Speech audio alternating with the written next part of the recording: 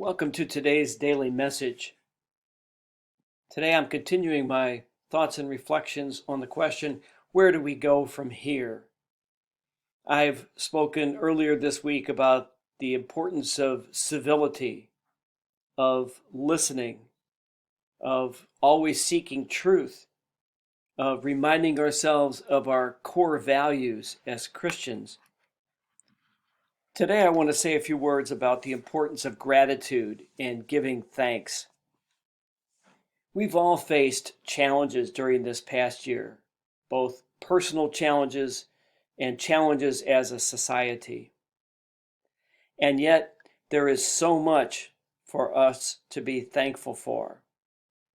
I know in my own life, I'm grateful for friendships, relationships. I'm grateful for the gift of my health.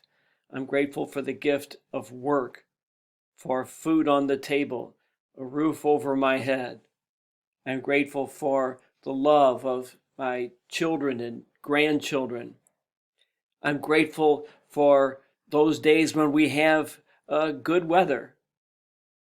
And so I invite us all just to take some time today and perhaps every day to recall at least one of our blessings, even if it is simply the gift of still being here, still having life.